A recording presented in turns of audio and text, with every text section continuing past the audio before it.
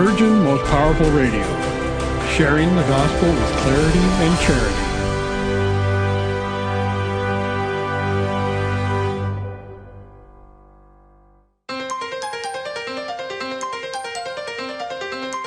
And now, Virgin Most Powerful Radio is pleased to present Hands-On Apologetics with renowned Catholic author and apologist, Gary Michuta.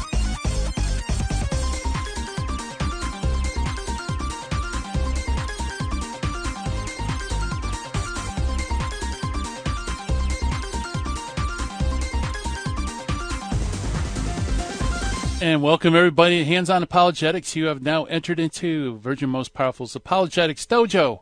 And I am your sensei and host, Gary Michuta. It's great to be with you today.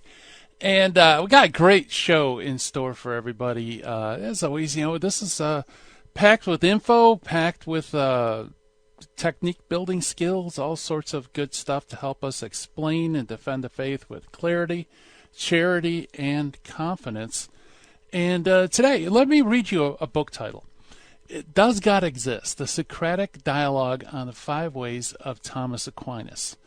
Now, if you just went by that book title, you would think it's probably pretty thick, very pedantic, very heady philosophical arguments. Not exactly the type of book that you could just sit down and breeze through. But, folks, you know, the thing is, this book, there is a book by that same title, written by Matt Fradd and Dr. Robert Delfino, which is, I think, the exact opposite. It's actually a really fun read. It's a dialogue between Lucy, a Catholic, and AJ, an atheist.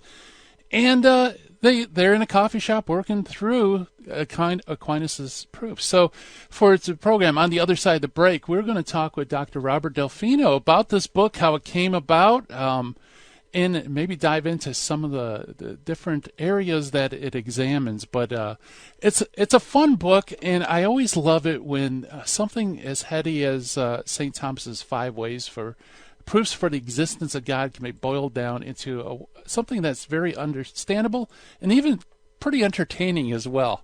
So he'll be coming on the other side of the break. And as always, we have our critical thinking skills. Since today's Friday, you know, usually we have our Finding the Fallacy where we examine an informal fallacy. But since it's Friday, we dive into propaganda techniques. And the technique we're going to look at is transferring value. And also we meet one of the early church fathers. And today's early church father is Saint Athanasius. Big father. And in fact, we're going to talk a little bit about his works because, quite frankly, his bio is so long, I couldn't possibly squeeze it in this first segment. So anyway, if you have a question for Dr. Delfino, give us a call at 888-526-2151. That's 888-526-2151. Or you can always send your questions to questions@handsonapologetics.com. That goes directly to me. And I do answer all the emails. So not all of them get on the air, but I do answer them. And without further ado, let's give our shout-outs, shall we, to the social media section of the dojo. Hello, everybody watching live stream on Facebook and YouTube. And thank you. A very colorful emoji explosion today from that section of the dojo. I appreciate it. And also, you know, I want to welcome all of you listening to Catholic radio from coast to coast and outside the United States as well. Everybody's welcome in the dojo. You know, we all learn together, and God willing, you know, we'll be good tools in the hands of God to help explain, defend the faith. So, without further ado, why don't we jump to our Finding the Fallacy? And like I said, today we're going to look at a propaganda technique, and the propaganda technique is the transference of value. Actually, you know, I should probably begin by defining what's propaganda. Propaganda, in the negative sense of the word, is a kind of unsavory or underhanded way to manipulate people to do or think something that does not, without proposing an argument or evidence for that belief. So it's a way of sneaking in under our critical radar screen to kind of make us do or believe something without actually proposing anything. And like I said, today's propaganda technique is the transference of value. And this is an interesting phenomenon that often when things are set next to other things, we tend to transfer value. We tend to look at them as a group. For example, this occurs a lot in the political realm. You'll see TV commercials where you have a candidate next to American flags or a candidate next to military entourage. And the idea is that whatever favorable feelings you have for the flag or the military or whatever is transferred to the candidate, so you begin to associate them with the background. And this is done on purpose because they're really trying to communicate a message without actually giving evidence for it. I think the most prominent one, if you ever seen a candidate and they have this what's called a wall of people or a wall of faces behind them, and they're people of different nationalities, just they look different, they may look common, they may look rich or whatever, and they're all behind the candidate nodding their heads like bobbleheads as they're giving a speech. Well, that's done on purpose because they want to have their candidate associated with the people behind them. And so all the people that are there on camera are there specifically and purposely to communicate a message. So just be aware of that. And by the way, it doesn't necessarily have to be a transference of positive value. It can also be a transference of negative value. So they might juxtapose perhaps the candidate they're running against with a picture of Hitler or something like that, or somebody who's not favorable in the public limelight. And the idea is that the negative value transfers to their opponent.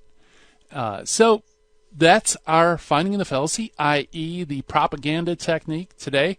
That is the transferring of value. So be aware, folks. That's the thing about propaganda techniques is when you realize it's being used, that's when their power disappears. It's when you aren't aware of these techniques.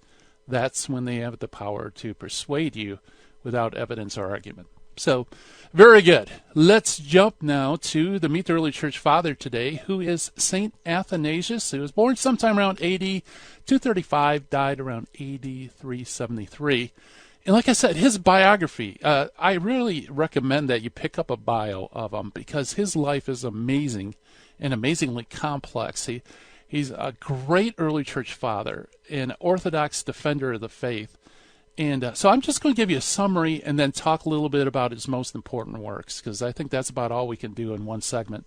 St. Athanasius was born near Alexandria, like I said, around the year 295 AD. He was ordained a deacon in 319, and he accompanied his bishop Alexander to the Council of Nicaea in 325 AD, serving as his secretary.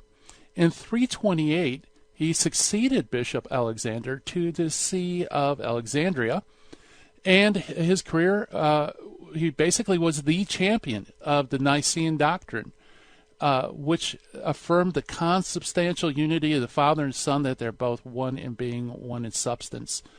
And against the Arians, which was an incredible big threat, which denied that the Son is the same substance as the Father. In some ways, the Son is lesser than the Father. And Athanasius was a fierce champion of the Nicene Creed, Nicene Council against the Arians, and as a result, he was exiled from his see 5 times, if you can believe it, until he finally regained his place again in 366 AD, and his last years, until his death in 373, were spent in comparative peace. So a very rocky episcopate. But nevertheless, he never gave up faith. He was a champion of orthodoxy. And like I said, if you can get your hands on a short biography of St. Athanasius, I highly recommend it. Just the perseverance, the suffering, and his unwavering fidelity to the church. Just beautiful stuff. Now, like I said, what I'd like to do is go through some of his writings. He wrote a lot, and some things I think every apologist should know about.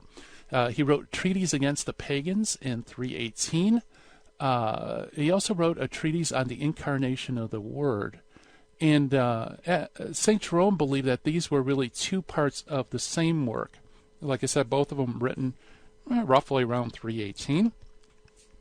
He also has an encyclical letter to all bishops everywhere in 339. Now, this encyclical letter that he wrote is Athanasius's earliest extant polemical writing, belonging to or about the middle of 339.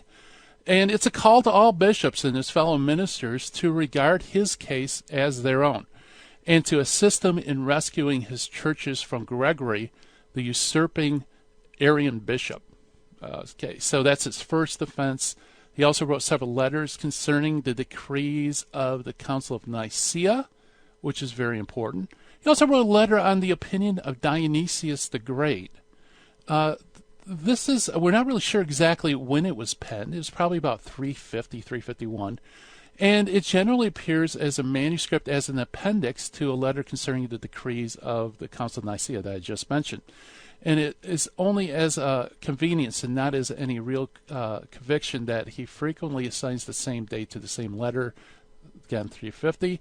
It might be said that these are probably the least likely dates of all. And this, by the way, is Jurgen's Faith of the Early Fathers that I'm reading, in which he defends the orthodoxy of Dionysius, who was kind of being co-opted by his Arian opponents. But I think one of the most amazing, I'll give you two of the most amazing things he wrote. The first one's called Discourses Against the Arians. This is written between 358 and 362. The first three discourses are from Athanasius. The fourth one is spurious, but it's included to the collection. And there he hammers out a great defense of the Trinity and also his classic on the incarnation of the Word of God. Those two, I think, every Catholic apologist should read. It's amazing work.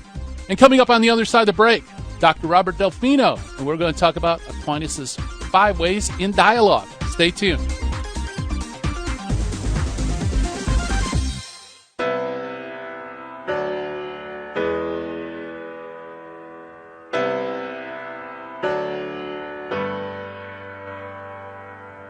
This is Jesse Romero. And I'm Terry Barber from the Terry and Jesse Show. And we invite you to listen to the Holy Hour of Power, High Energy Catholic Radio. We're two Catholics with a PhD in common sense. We're on Monday through Friday on Virgin Most Powerful Radio. What we're going to give you is masculine Catholic teachings on the faith. You know, we say we're too inspired to be tired, we're too protected to be dejected, and we're too renewed to be subdued. Why? Because we believe in Jesus Christ and His bride, the church. And we will take each issue of the day and show you how the Catholic Church has the answer for our culture. What we really do is bring men back into the Catholic Church, which it's about time to do. We want men to be leaders in their Catholic faith so that they can bring their family to heaven. Our program is not right versus left, it's right versus wrong. And our program is where Catholicism and culture intersect. It's High Energy Catholic Radio. We're going to inspire you to fall deeper in love with Jesus Christ and His bride, the church. The Terry and Jesse Show on the Virgin Most Powerful app. In 1 Corinthians 13:13, St. Paul says, "So there abide faith, hope, and love, these three." According to St. Ignatius of Antioch, faith is the beginning and love is the end. And God is the two of them brought into unity. Then comes everything else that makes up a Christian. May God grant that we may attain all the virtues that make for authentic followers of His Son.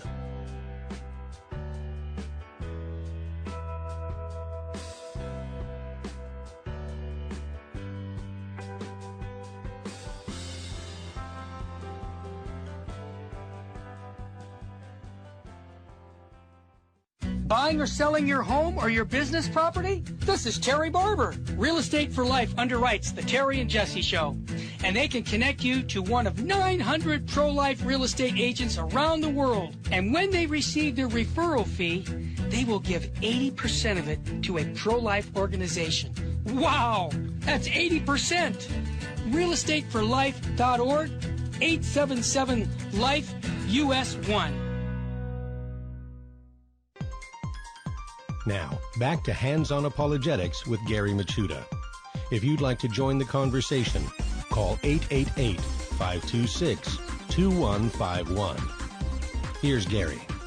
And welcome back, everybody. Does God exist? The Socratic dialogue on the 5 ways of St. Thomas. We are going to talk with one of the two authors of that book. We're going to talk with Dr. Robert Delfino. And Dr. Delfino received his Ph.D. from the State University in New York at Buffalo, where he specialized in metaphysics and medieval philosophy. His current research interests include metaphysics, ethics, and relationship between science, philosophy, and religion. And as I said, he's the co-author of Does God Exist? The Socratic Dialogue on the 5 Ways of Thomas Aquinas. Dr. Delfino, welcome to Hands on Apologetics. Hey, Gary. Good to hear you. Great to be with you. Thanks for having me. Oh, hey, thank you for coming on. You know, Doctor, before we begin, whenever I hear somebody got a doctorate in philosophy, I know there has to be a story behind how you got interested in that. Was when you were a kid, were you reading Socrates, or how did that come about? You mean how I got interested in philosophy? I thought maybe you had a story about getting the PhD. There's a ton of those, too. Yeah, I bet. Actually, let me tell you a funny story about the day I defended my dissertation, and then I'll tell you how I got into philosophy. So real quick, get a load of this, okay? Usually how it works is after a certain amount of coursework, you have to produce around a 200 or 250-page dissertation. So after 7 years, my day arrived, and I had to orally defend my dissertation. Now, there's 3 people on a dissertation committee. One of them couldn't make it, but that's okay. He read it and he liked it. The other one was my chair, who had looked at it many times and was fine. And then there was another person. Anyway, to show you how crazy life can be, the other person on the day of my defense said, yeah, well, you know, it's fine, but the style is not very exciting. Can you rewrite the 200 pages of style in the next few weeks before you submit it? And I'm like, what? Are you kidding me? The style? What is this? This is not a romance novel. It's okay. But the good news is I didn't have to do it. I got my PhD, and whew, I survived. Yikes. My Christianity was tested that day. Okay, I have to love everybody, including my neighbors, even though the Italian in me wants to get lead shoes. Now, anyway. About philosophy. You weren't expecting that story, were you? No, I wasn't. Philosophy, when I was I went to public school, non-Catholic school my whole life. And when I was in high school, I really did enjoy science, biology and chemistry and physics. They were all fun. Well, actually, chemistry I always struggled with, but biology and physics I really liked. And but I realized one day that they're not answering the questions I'm really interested in, like, is there a God? Is there life after death? What's the meaning of my existence? What should I be doing in this world, in this life? So when I did go to a Catholic school for undergraduate, this was St. John's University in New York, where I teach now, everybody has to take several philosophy courses there as part of the core curriculum. And when I took my first philosophy course, I was like, this is it. This is what I've been searching for. And so that's how it all happened. Wow. Yeah, that's great. Was it the material, or did you have a really good teacher? Well, I had a good teacher. But I had been searching for a middle way. Look, there's nothing wrong with Scripture scholars. Scripture is beautiful. It's great. But at that point in my life, I wanted a rational way to try to understand God as much as I could. And the natural sciences just don't do that. So it seemed like, well, there's Scripture over here, and that's nice, but I'm looking for a rational way. And there are these natural sciences over here, and they're cool, but they're not giving me what I want. But philosophy is that middle ground. It gives you the rational understanding as much as possible of God. Yeah, and that also bleeds into, theology and also science as well, to some extent. Well, the philosophy, sure, yeah. I mean, theologians have to use philosophy, and there would be no modern science if there wasn't already a philosophical base for them to build on, which they did. Yeah, very good. Well, it's funny you bring that story about style, because I was thinking, when I look at the title of your book, Does God Exist? A Socratic Dialogue on the 5 Ways. You don't think this is going to be the book for me. It's going to be a fun dialogue. It's going to be a page turner. You think it's going to be, pretty heavy duty lifting, but it's not. I mean, I think maybe you fulfilled. Maybe that was prophetic. That redoing your dissertation with style. This is a very stylized, very accessible way to get into Aquinas' 5 Ways. Well, I have to give out a shout out to Matt Fradd. He was very kind to invite me on board to help him with the book. In the end, we each wrote about half of it, and it was his idea for the dialogue format, and I find it works very well with my undergraduate students and with other people because philosophy is very complicated, as I'm sure you know, Gary. And often when somebody makes an argument, you think, well, what about this? And the dialogue format allows you to almost instantly address the objection in the next paragraph or two. So it worked out. Yeah. How did it come about? Did Matt reach out to you? Did you reach out to Matt? So here's the quick version of all of that. It was in the summer of 2006. Well, there's always the long version too, but yep. Here's the quick one though. In summer of 2016, I was actually at a philosophy conference in Long Island, and I got an email. It was from Sebastian Mahfoud, who is the owner of En Route Books and Media, who published the book. And Matt had submitted a manuscript to Sebastian, but Matt said, "Look, can we get another Thomist philosopher to take a look at it, get some comments and see if it's all right." So I had a version of the manuscript and I started reading it, and I liked a lot of what Matt did, although I disagreed a bit with his take on the third, fourth, and fifth ways. So I called him up on the phone and we're talking, and he was wonderful. And I said, well, you may want to do this, and here's some suggestions. And then he says, and this was so kind of him, he says, "Robert, why don't we co-write the book together?" And I was like, oh, okay. And I spent the next 18 months with him working on it. Nice. Yeah, that's perfect. But was it really labor intensive? Because I know, as a professor, I'm sure you had classes and lots of other things to do. Or was it real easy? Was it easy to work in that kind of dialogue format? You mean the actual writing as a dialogue, or doing the research behind the philosophy? Which one are you asking? Well, I knew that you had the philosophy chops, but actually doing the work and sitting down and and typing all of it out, was that intensive, or was it really easy because you've done it a million times? Well, let me say two things. So I did, at the time I was working with Matt on this, I had been teaching philosophy for about 20 years. And I knew quite a good amount of Aquinas, but there's always more to learn. I did do some additional research because the fourth way and a few of the other ways, there were always some aspects that always bothered me and I never fully understood. So I did have to do a good amount of research. But writing in dialogue wasn't a problem for me. I used to be an English major, actually, and I always loved writing short stories when I was a kid. And I actually used to write a few very short, like 2-page dialogues as writing assignments for some of my classes. So that actually came naturally. Okay. Yeah, nice. Yeah, well, I tell you, reading the book, you can't tell. I mean, it was seamless. I couldn't tell. Sometimes if there's more than one author, it kind of changes voice and perspective. But the book flows nicely, so you did a great job. Well, that makes me feel great. I try actually to be like a chameleon in some ways, like adapt to Matt's style and try to think in that mode. It's almost kind of like acting for an actor, but it worked out. I mean, the fact that you thought it was, written by one author was seamless, really, thank you so much. That made my day. All right, awesome. Because, yeah, I agree. And by the way, for those who aren't familiar with Matt Fradd, he is a very punchy presenter. We've had him on the show. Just a very entertaining and pretty deep thinker as well. And so you do get the Fradd kind of humor. But like I said, it works perfect. So let's set up the book a little bit. It's a dialogue between Lucy and AJ in a coffee shop, which I think is that's the perfect place to have a dialogue on proofs for the existence of God, isn't it? How did that come up? Was that Matt Fradd's original idea? That's all Matt Fradd's idea, the coffee shop and the name of the characters. By the way, Matt hid within Lucy's name, light. It comes from the Latin for looks.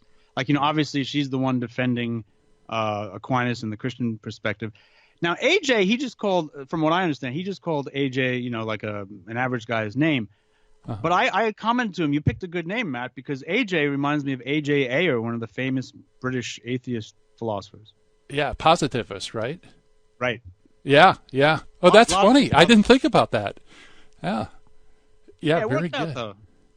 Yeah, and so these two meet, set up for, I'm going to spoil the book, but the two meet in a coffee shop. And so they both are aware of the other person's position as far as, like, Lucy has read Dawkins' The God Delusion. And AJ, I believe he was familiar with Aquinas. Is that right? Well, he knows a little bit about Aquinas. Like for example, Richard Dawkins spends 2 or 3 pages trying to demolish Aquinas' 5 ways in the God delusion. So AJ is the kind of guy who's read that and thinks, of course, that Dawkins is successful. And he's also the kind of guy who's probably went on YouTube and also went on the internet to read what critics of Aquinas say. But he doesn't know a lot about Aquinas' philosophy like Lucy does. She's learning Latin. She's a graduate student getting her master's in philosophy, so she's dived a lot more into Aquinas than he has. Yeah. So it's kind of cool because they will go back and forth and they'll make references. But, the one thing that first stuck out is exactly what you said. In the dialogue format, it's so easy to kind of go off and hit some of the side issues that not necessarily is part of the proofs. But, for example, at the beginning, you addressed this idea of scientism, that the only reliable information we have is what science can tell us. Right. There were a few reasons for that. I mean, the main reason for that chapter is Thomas Aquinas only gives 2 main objections against God in the Summa Theologiae. One is the problem of evil. Why is there all this evil and suffering in the world if there's a good God? And the other one is, well, maybe we don't need God because nature is sufficient. And obviously, science and people like Richard Dawkins are very popular nowadays. And some of those critics make it sound like, well, we don't need any of these other explanations. Science can explain why nature exists and does that and X and Y. So I felt they had to be addressed. That was also Matt's idea to follow the Summa Theologiae on those 2 points. But we live in a world, look, where science is so revered that we had to have that chapter. And I just want to say for the audience, of course, science is wonderful, but it's like a screwdriver and a hammer. They're great for certain tasks, but you can't use them for everything, like to brush your teeth. So, we need philosophy too. Yeah, well, it depends how bad your teeth are, I suppose. No, you're right. Yeah, you know what? That's funny. You're right. Those are the 2 objections Thomas gives. But, when I was reading the book, I wasn't thinking about the actual article in the Summa Theologica. And I thought, you know what? This is exactly the first 2 things that would come up in a normal dialogue. It would be, well, doesn't science explain everything? And what about evil? So it's funny how Aquinas anticipated that. Well, look, he was a genius. Athanasius, who you talked about earlier, was fantastic. But Aquinas is in his own league. He's like the Mariano Rivera of philosophy and theology. You know what I'm saying? Absolutely. Yeah, so it starts off with a bang, immediately jumping into, well, doesn't science explain everything? And then you went into problem of evil, and actually I see the breaks coming up. Let's talk a little bit about that on the other side of the break. We're talking with Dr. Robert Delfino about his book on the Socratic dialogue on Thomas's 5 ways. Stay tuned, folks. More to come on the other side of the break.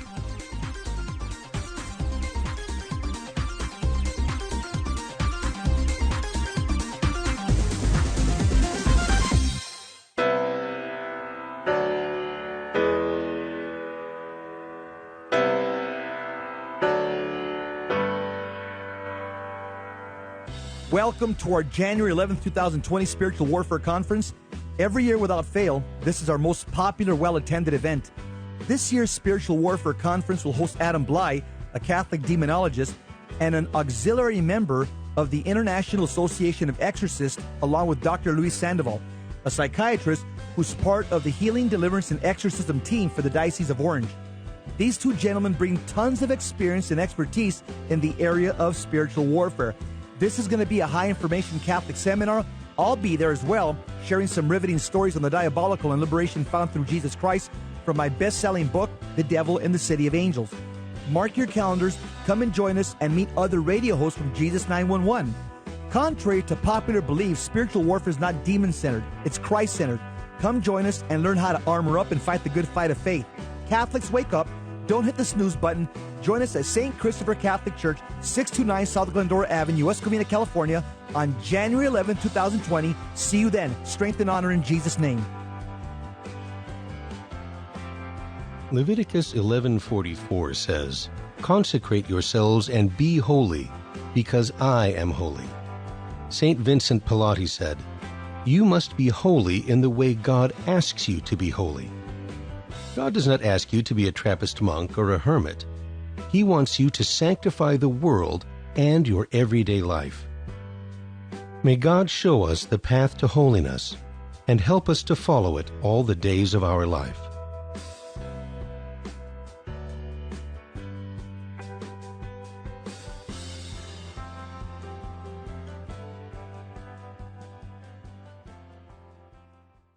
Buying or selling your home or your business property? This is Terry Barber. Real Estate for Life underwrites the Terry and Jesse Show.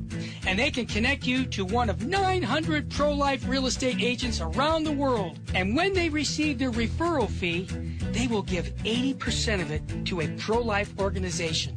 Wow! That's 80%! realestateforlife.org, 877-LIFE-US1. This is Jesse Romero. You're listening to Hands-On Apologetics with Gary Machuda on Virgin Most Powerful Radio. And welcome, everybody. We're chatting with Dr. Robert Delfino on his amazing work on Does God Exist? A Socratic dialogue on the 5 ways of Thomas Aquinas. And, Dr. Delfino, boy, you start, the first major portion is, I think, on the problem of evil. And I have to confess, if I were writing this book, I would start the subject and then fall into complete despair. I don't know how you were able to encapsulate like a good defense against the problem of evil, so simply and short in such a short format. Was that really hard to pare down into a dialogue format, or how did you choose what to leave out and what to include? So Matt's original version of the chapter was actually pretty good. I did add a few things. It's funny. I'm happy that you thought it was a good chapter. I think it's a good chapter too, especially for this kind of a book. It can't be like 30 pages. Yeah. Some criticism I've received is that there are things that we don't treat, and that's true because it's a short little, I don't know, what is it, like 8 or 9 pages. So, yeah, I was pretty happy with it. I mean, the big point. There's several key points. I mean, obviously, God giving us the gift of freedom is a big part of the solution, because if God wants to create creatures that have genuine freedom, well, He's actually allowing them to make choices, and He can't just stop them from making all the bad choices or grab their hand and literally stop them from harming people, because then they're really not free, right? He's giving it and taking it away, and that's some kind of irrational behavior. So the free will part, I was pretty happy with in the book. If I could do it again, I might add a little more about non-moral evils. Like, for example, in Pompeii in Italy, there was that big volcanic explosion and the whole town was destroyed. Many people were killed. But, that's a natural occurrence. And on one level, a volcano might seem evil if it destroys a town. But if you think about it, like take Hawaii, right? It's one of the top vacation spots in the world. Well, volcanic eruptions made those islands, which also allow people to inhabit them. So it's not like it's evil in itself. It's, if you're in the wake of a volcanic eruption, you're in trouble, but you can also use the benefits of it. So I wish I would have addressed that part a little more. But other than that, I was pretty happy with the chapter. Yeah, that would be a chapter that it would be tough to figure out what goes in, what stays out, because to me, I think it would just spider into like all sorts of different issues. So yeah, kudos to that. That was a nice tight chapter. And then, and like I said, what's beautiful also is that you segue into some, kind of offbeat but very popular things like the God of the Gaps fallacy. AJ seems like a pretty realistic non-believer, because that would certainly come up very early on about what is the God of the Gaps and how do we answer something like that? So 2 things about God of the Gaps. One of my happier moments in penning something in this book was when I reversed it. I don't know if you remember, I talk about, what was it? Is it the atheism of the gaps, or showing you can reverse it? Oh, yeah, that's right. Oh, yeah. When Lawrence Krauss talks about a universe from nothing, now you have a gap. You have nothing creating everything, and that's absurd. So let me take a step back. The God of the Gaps criticism is that goes something like this. In the past, scientists couldn't explain something about our world, and so it was a gap in our explanations. And so some people might say, well, God does that. Of course, this is not a very reliable way of arguing, because if a few centuries later science does find out how to explain that gap, well, now you lose that argument, right? But my point would be that God of the gaps attacks are often just irrelevant, and I'll tell you why. People who bring up God of the gaps a lot, the atheist objectors and the agnostic objectors, they seem to make a bad assumption that there's only one level of causality and God and science are fighting to do the same thing. But that's the wrong way to look at it. You have to look at it like there's two levels of causality that work at the same time. So let me give you an analogy. When I drive a car, there's actually two levels of causality. I'm the one turning the steering wheel, and I'm also the one putting my foot on the gas pedal. So on one level of causality, my intelligent and free choices are determining where this car is going. Are we going to California, which would be a big mistake because it's high taxes, or are we going to, Florida to visit family? So that's one thing. But there's another layer of causality. It's the car itself. It's the engine, the gasoline, the pistons. If that breaks down, it doesn't matter that my intelligent level of causality is still there. I'm just stuck, right? Yeah, so when you drive a car, there's always two levels of causality. The material level, the engine and all of that, and then the intelligent level, the person turning the wheel and making the decisions. And that's how it is with God. God's on his own level of causality. He's not filling gaps in the nature he made because he makes a good nature. Anyway, go ahead. Yeah, no, that's beautiful. That was one of the mind-blowing one of many mind-blowing moments reading Aquinas in the Summa Contra Gentiles. He talks about that there is two causes. There's God and and also the creation. And to me, it's like for some reason you're right. It's people want to pick one or the other. That either God does everything directly, or it's nature and there's no need for God. But it's really like certs. It's a candy mint, it's a breath mint, it's two mints in one. To use a really bad analogy. There you go. No, it's all right. I'm trying to keep up with you. You have the great analogies. Nah, not really. But I'll keep swinging. Eventually, I'll hit one something that makes sense. So actually, let me tell your listeners something else that's very interesting. It's very, it actually, I wouldn't say it's very easy, but it's the two levels of causality is easily misunderstood. Now, suppose you and I are moving somebody's big table in their kitchen, and it's really heavy, and I can't move it alone, and you can't move it alone. So the two of us together are able to move it. That would still be one level of causality, right? Because you're doing half the moving and I'm doing half the moving. But that's not how it works with God and humans. It's not like he's doing half the work and we're doing half the work. No, what it is there's two levels of causality. He's doing everything on his level, and we're doing everything on ours, but both levels are needed. So actually, that quote you were alluding to at Aquinas, he says that, he makes that point. And so I just wanted to get that out there because when it comes to God's causality and human causality working together, it's really difficult stuff. And I'm glad you were able to get some of it from this book because it's not so easy to write about. Yeah, no, it isn't. But it's really illuminating, though, because it sheds light on the problem of evil and all sorts of other things. So the first way is the argument from motion. Maybe let me ask you this: of the five ways, which one do you think is the easiest for people to grasp? Would it be motion? Well, St. Thomas Aquinas himself says that the easiest or clearest way is the first way. So you picked a good one. Okay, but on the popular, of course, with Aquinas, this is this is nothing to him. But to the average person like AJ, would you? Well, do you think that is? Michael Shermer? Yeah, no, it's a good question. I'm sorry to interrupt. Michael Shermer, the famous, he was an evangelical Christian, and now he's turned new atheist. Well, he was talking about Fazer's book. I think it's the five Edward Fazer. Yeah. Yep. Yeah, go ahead. What was the title again? It's 5 Proofs for the Existence of God, I think. Right. There you go. Okay. And I'm pretty sure Michael Shermer said he thought that they all failed. But he thought that the one that came closest was the Aristotelian one, which is the one from motion. So it seems, even for atheists, that one seems to be like the least offensive or the least irrational. Okay. So what's a bird's-eye view of the argument? If you were sitting at a coffee table, how would you explain it quickly to another person?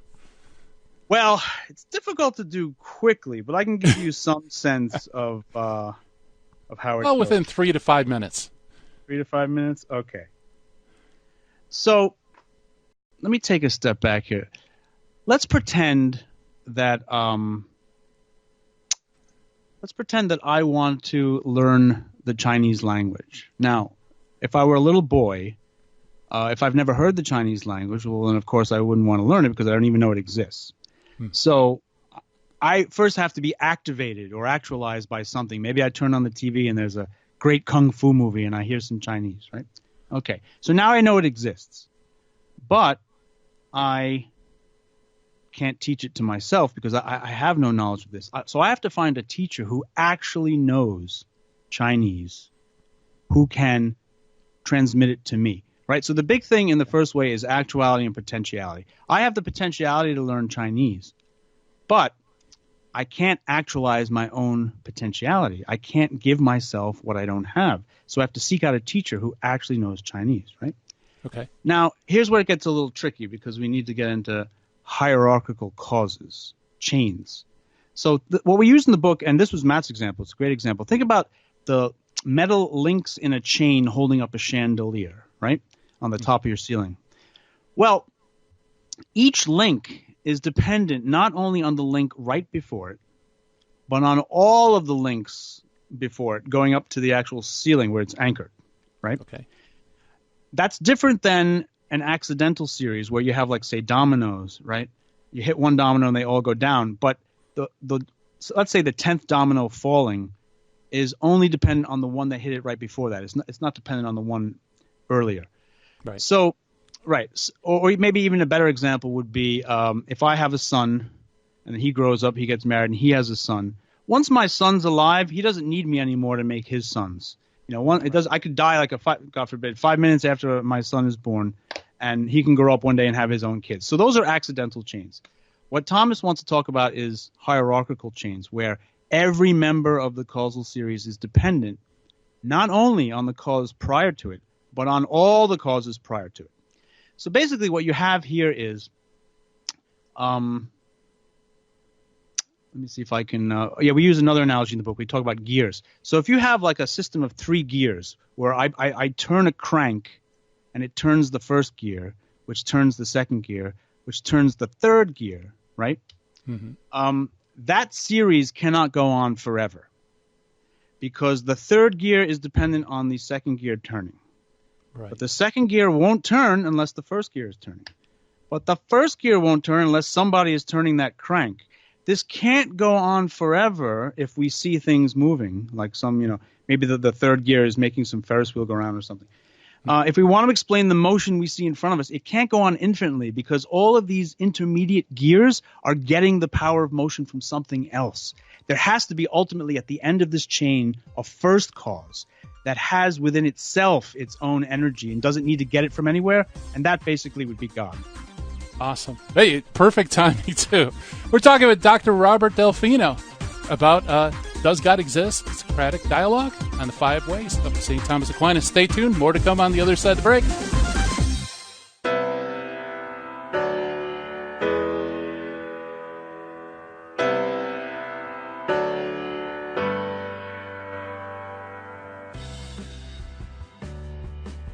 We got Ernesto from Long Beach. I just wanted to comment, and I just wanted to thank you guys. And I kind of wanted to encourage people that are listening, maybe that are not donating, because honestly, I got to be honest. I used to think you guys were a little too over the top, Yeah.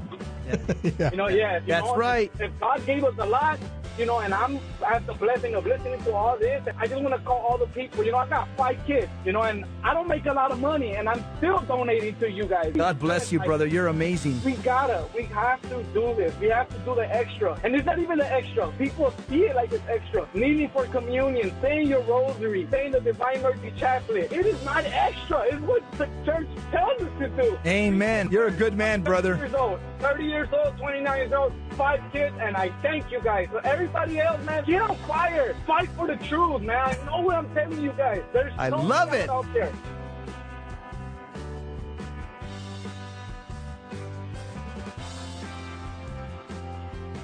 Hi, this is Eddie Chavez, host of Jesus 911. I want to take this opportunity to let you, our listeners, know about an event being held here at the Sacred Heart Chapel in Covina.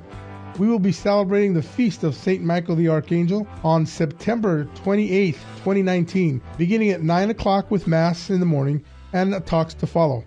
Ruben Nava and myself will be speaking, so come and hear us talk about St. Michael and Our Lady.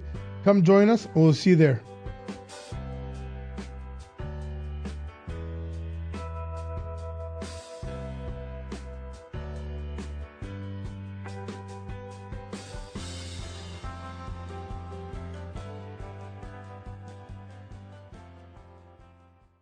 Buying or selling your home or your business property? This is Terry Barber. Real Estate for Life underwrites the Terry and Jesse Show.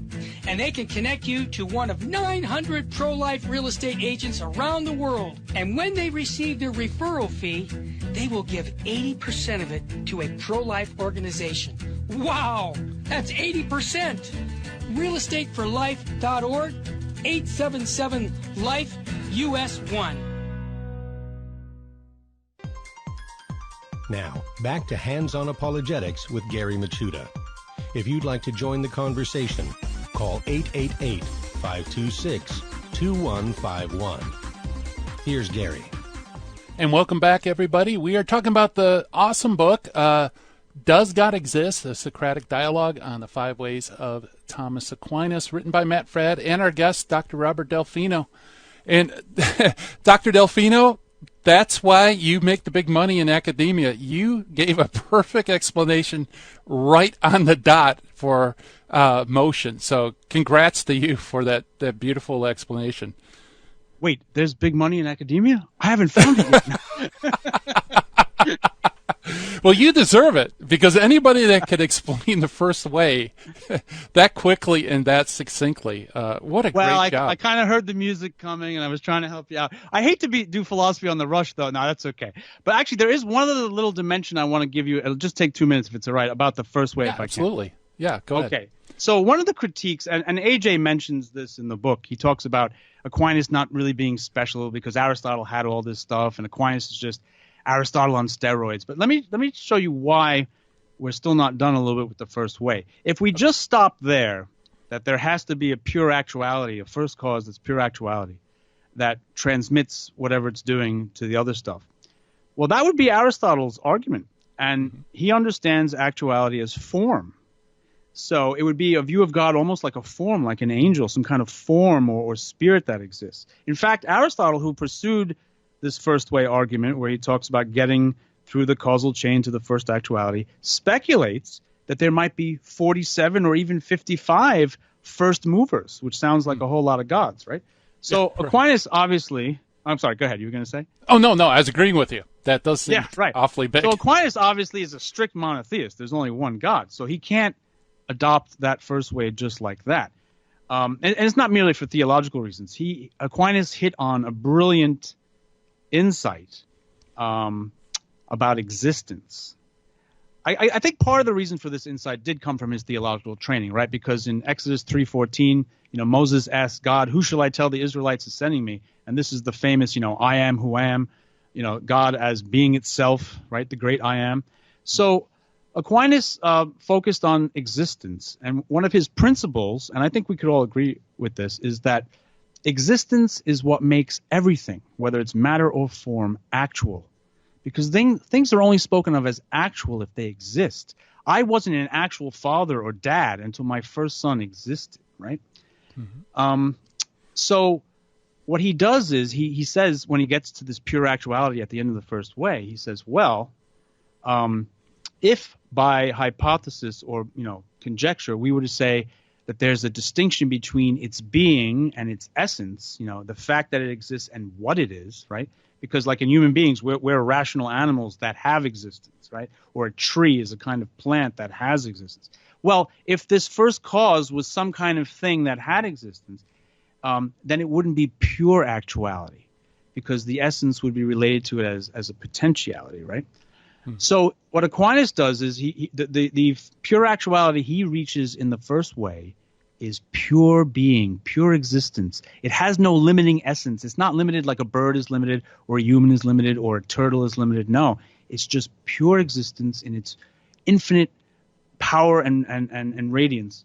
And this more corresponds to the monotheism and the Christian notion of God, because pure existence can give other things existence. This is God as the creator of the world. Yeah, that's very good. Yeah, because what you end up with is the God of the philosophers, right? It doesn't seem like God. This unmoved mover it's not a infinite, good, all-knowing. You just have this unmoved mover. But yeah, once you get to that point, then you can kind of pull out, or it's embedded in there, all these different divine attributes of what pure actuality would be. Right. Yeah, so why don't you do that? Why don't we pull out some of these attributes since we're here? Okay, so you actually made an excellent point. Even with the new existential understanding of the first way by itself, only gives you so much. Yeah. For example, in the fifth way, Aquinas makes an argument that God is intelligent because there's this beautiful order in the universe, and that requires, things are interconnected in such a way that it couldn't happen by chance. We need an intelligence for it. And it's not merely that they're complicated, by the way. That's one of the objections. It's not merely that they're complicated. It's that they act for an end that is good, right? So they're not merely complex, but everything is ordered for a mutual good that requires, an engineer making a car to be safe requires a lot of intelligence and a lot of planning, to make the metal right and roll cages and other things and brakes and da-da-da. Well, the universe is even more than that, and things act for an end, like, honeybees can go towards flowers and make honey. And even if you put aside evolution and objections like that, electrons are attracted to protons to make atoms, which actually make living things and make other things too. So he argues for the intelligence in the fifth way. And in the fourth way, he also argues for other perfections that things have. So, for example, in the fourth way, I'm not going to give the whole fourth way, but a little taste of it goes like this.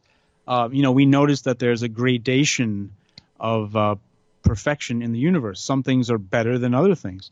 Diamonds and rubies might look beautiful in a jewelry store, but you wouldn't want to be one, because to be a diamond or a ruby means you're not alive, you're not intelligent, right? So cats and dogs are better than diamonds, but they still lack human intelligence, it seems, so we would rather be human. Well, it turns out that the cause responsible for all of these perfections we see in the world, whether it's life or intelligence or beauty, well, the cause can only give what it has.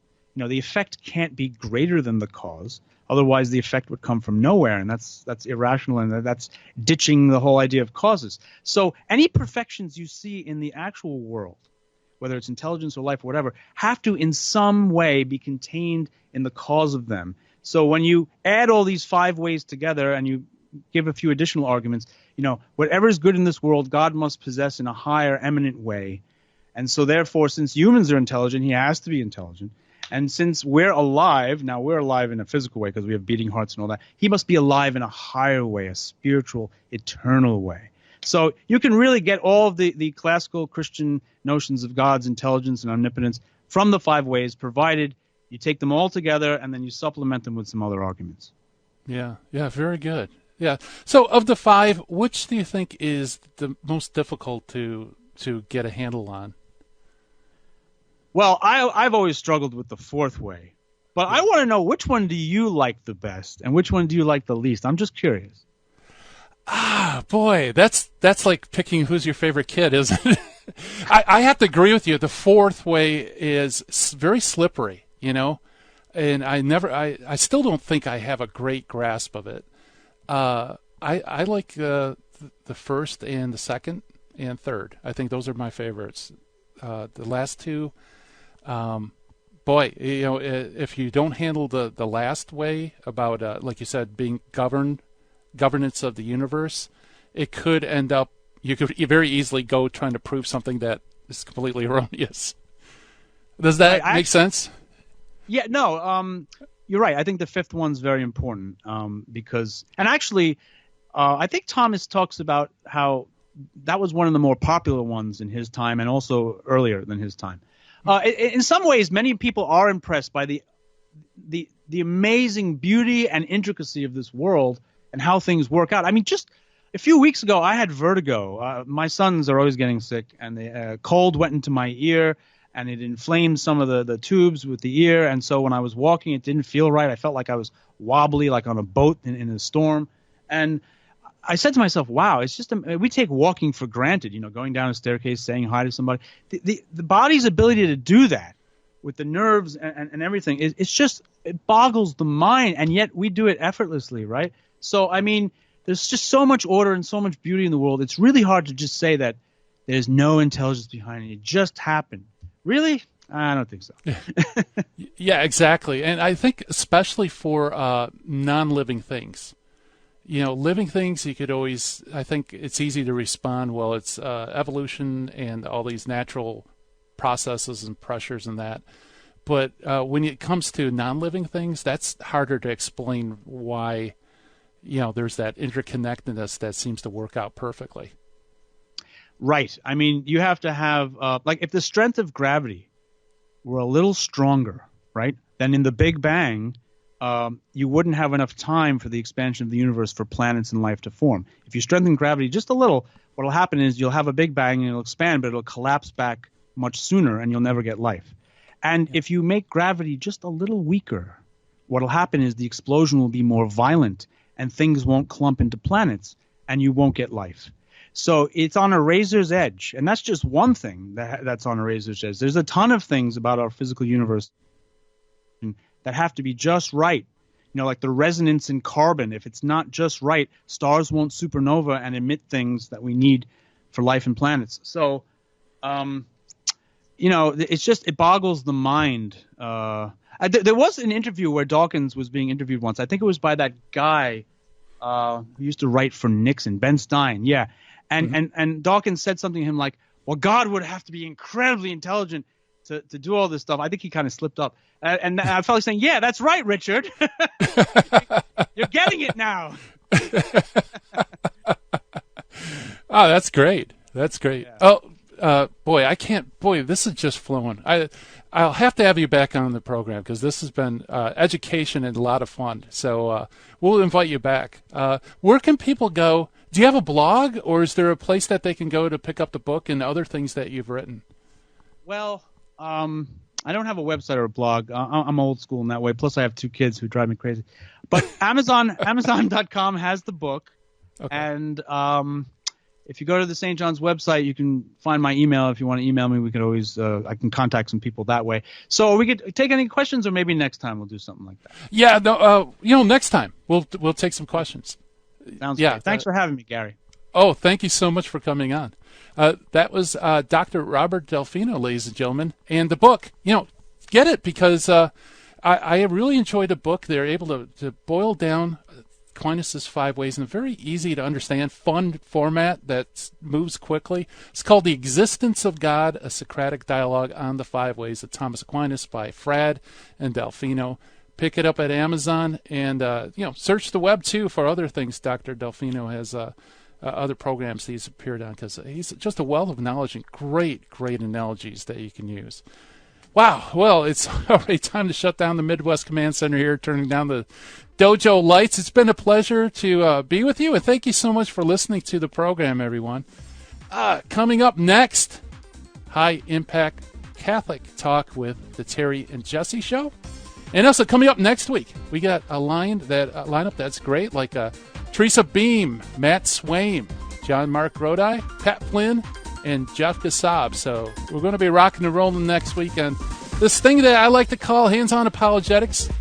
And I hope everybody has a wonderful and blessed weekend. And God willing, we will talk again soon. Thanks for listening, everybody. Bye-bye.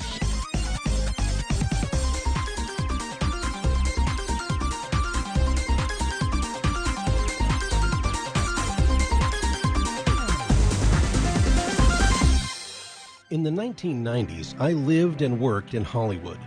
But when my wife Betty's mom took ill, we relocated to Orange County.